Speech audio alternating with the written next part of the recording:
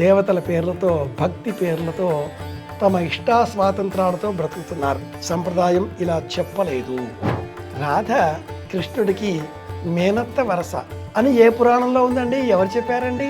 ప్రేమించిన యువతి కంటి ముందు కనిపిస్తే, ప్రియుడు ఎదురుగా వస్తే ప్రేమను ప్రేమ కొరకు ప్రేమగా ప్రేమిస్తుంది. నమస్తే, నేను మీ కాకునూరి సూర్యనారాయణమూర్తి. ఈనాటి కాలంలో చాలామంది అమ్మాయిలు ప్రేమించిన ప్రియుడితో వెళ్ళిపోయే సందర్భంలో పురాణాల ప్రస్తావన చేస్తున్నారండి. రుక్మిణి ప్రేమించి కృష్ణుడితో వెళ్ళిపోయిందిగా, నేను ప్రేమించిన వాడితో వెళ్ళిపోయి పెళ్లి చేసుకుంటాను, తప్పేంటి అని అడిగే అమ్మాయిల సంఖ్య పెరిగింది.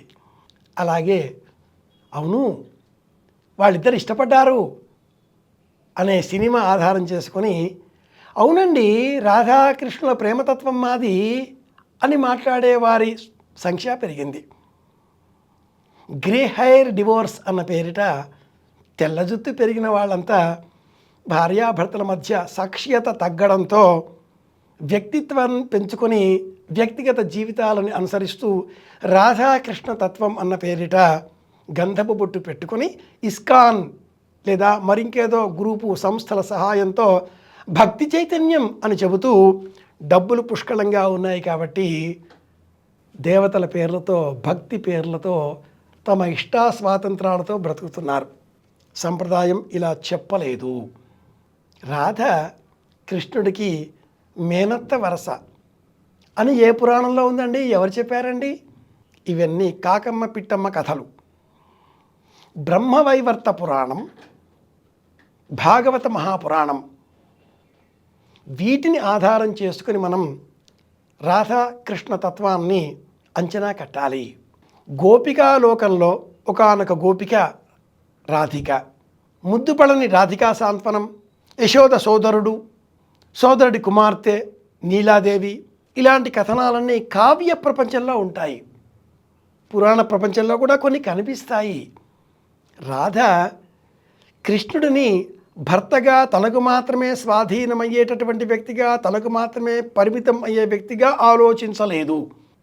సమస్త జీవకోటిలో ఉండేటటువంటి ప్రేమతత్వానికి ప్రతీక. అమలిన శృంగారం అన్న పేరిట తెలుగు సాహిత్యంలో ఈ 19వ శతాబ్ది ఆరంభ కాలంలో భావకవుల ప్రణయతత్వంలో ప్యాస్టరల్ పోయట్రీ అని చెప్పే ప్రకృతి జీవన చిత్రాలలో రాయప్రోలు సుబ్బారావు గారు ఒక ప్రస్తావన చేశారు. ఆ ప్రస్తావన పేరే అమలిన శృంగారం.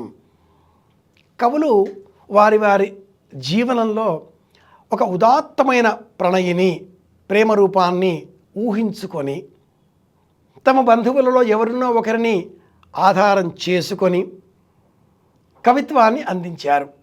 అడవి బాపిరాజు శశికళ, నండూరి సుబ్బారావు ఎంకి, రాయప్రోలు సుబ్బారావు గారు సౌభద్రుని ప్రణయయాత్ర, కవి సమ్రాట్ విశ్వనాథ సత్యనారాయణ గారి కిన్నెరసాని, ఒకటా రెండా అనేకుల కవిత్వాలలో ఇలాంటి ప్రణయ రసైక జీవన విధానాన్ని మనం చూడవచ్చు. ప్రేమించిన యువతి కంటి ముందు కనిపిస్తే, ప్రియుడు ఎదురుగా వస్తే ఆ యువతికి వివాహం అయిపోయింది. ఎదురుగా వచ్చే ఆ యువతి ఈ యువకుడిని చూచి నేల మీద ఉన్న కాసింత గడ్డి పరకలను తీసి తాడుగా అల్లి చేతికి రక్షగా అలంకరించింది. ఒక కవిత్వం. ప్రేమను ప్రేమగా ప్రేమిస్తుంది, ప్రేమను ప్రేమ కొరకు ప్రేమగా ప్రేమిస్తుంది, ప్రేమను ప్రేమిస్తుంది, ప్రేమ కొరకు ప్రేమను ప్రేమగా ప్రేమిస్తుంది. భాగవతుల శంకరశాస్త్రి అనే పేరు పొందిన ఆరుద్ర రాసిన కవిత్వం ఇది. రాధా కృష్ణుల ప్రేమతత్వం అమలిన శృంగారానికి ప్రతీక. అంతేగాని మన విన్యాసాలకో ఆధునికంగా మనం చేసేటటువంటి వికృత చర్యలకో ఎంతమాత్రం ఉదాహరణీయం కాదు. పరమ పవిత్రమైన దైవనామాలను మన భావాలకు అనుగుణంగా మార్చుకొని అపవిత్రం చేయరాదు, మహాపాపం వస్తుంది. అలౌకికమైనటువంటి భావనలో శృంగారానికి అసలు తావు లేదు. జీవేశ్వర సంబంధం, భక్తిరస సమన్వితం రాధాకృష్ణ ప్రేమతత్వం.